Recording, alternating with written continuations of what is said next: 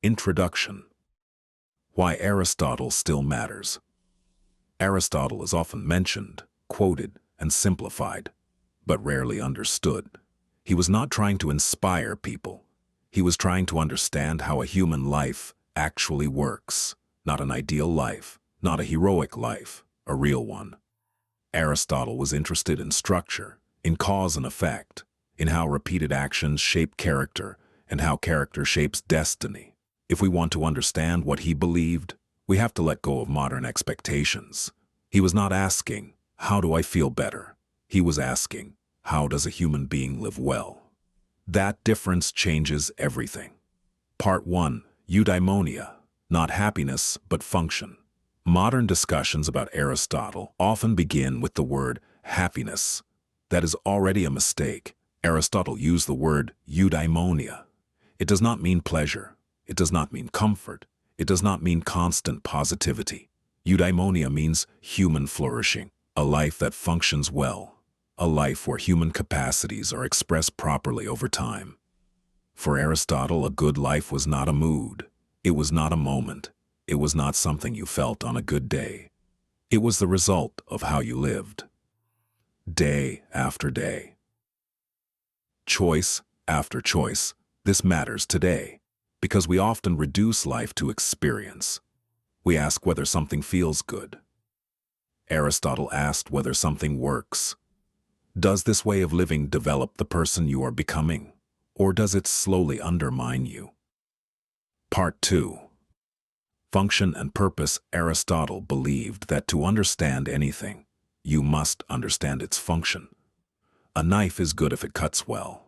A musician is good if they play well. A teacher is good if they teach well. So what is the function of a human being? Not pleasure, not comfort, not status. Aristotle argued that the human function is reasoned activity, living according to rational choice, guided by understanding.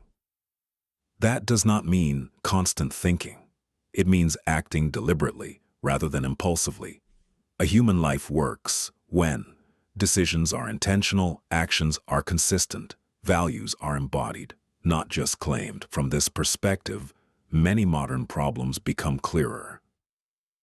We are overwhelmed not because life is too complex, but because our actions are disconnected from our understanding.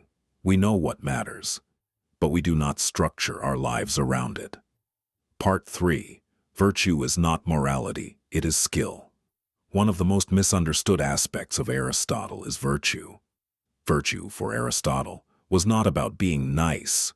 It was not about moral superiority. It was about capacity. Virtue is the ability to act well, just as strength is the ability to lift, and skill is the ability to perform. Virtue is the ability to choose and act appropriately. This changes how we think about character. Character is not revealed in extreme moments. It is built in ordinary ones. You do not become disciplined by wanting discipline. You become disciplined by practicing disciplined actions. You do not become honest by valuing honesty. You become honest by telling the truth repeatedly, especially when it costs something. Aristotle was clear. We become what we repeatedly do. That is not poetry. It is a mechanism. Part 4.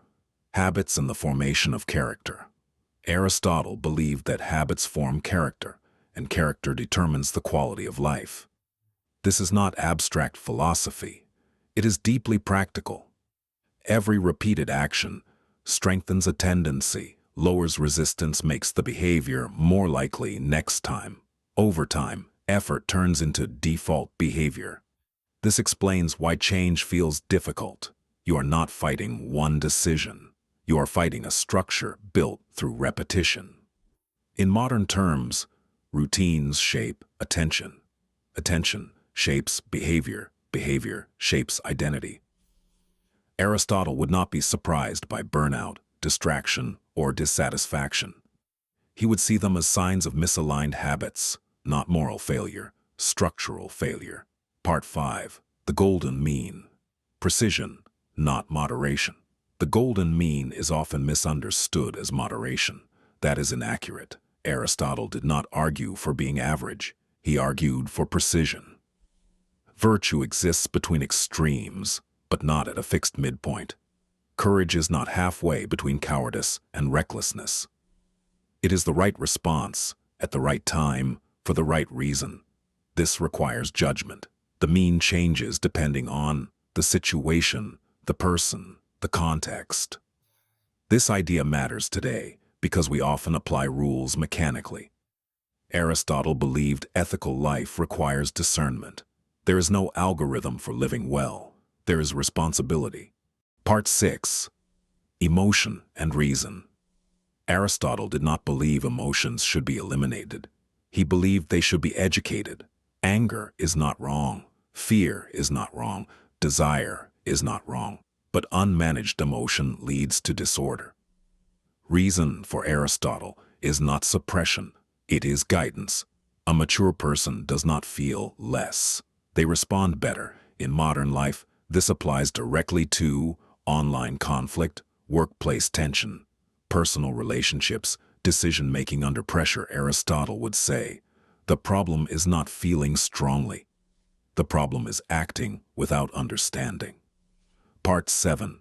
Knowledge without action is incomplete. One of Aristotle's most relevant insights today is this: knowledge that does not shape action is unfinished. In a world flooded with information, this distinction becomes critical. We often mistake exposure for understanding, and understanding for application. Aristotle would argue that wisdom appears only in action, not in opinion, not in intention, in behavior. Part 8. Responsibility and choice. For Aristotle, ethics was inseparable from responsibility. You are responsible not only for what you choose, but for the kind of person your choices are shaping. This responsibility is gradual, not dramatic. Lives are not ruined in moments. They are shaped quietly. Through repeated avoidance, unexamined habits, tolerated compromises. Aristotle would not blame circumstances first. He would examine patterns. Part 9. What Aristotle offers the modern world. Aristotle does not offer comfort. He offers clarity. He does not promise happiness. He describes a functional human life. From him, the modern individual can take this: a good life is built, not discovered. Character is trained, not declared. Meaning emerges from structure, not emotion. Responsibility is unavoidable, even when ignored. This is not pessimistic. It is stabilizing, closing. Why Aristotle still matters. Aristotle remains relevant because he did not flatter human weakness. He studied human reality.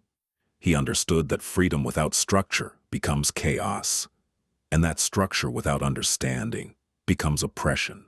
Between those extremes, he placed responsibility, not inspiration, not motivation, responsibility. That is why he still matters.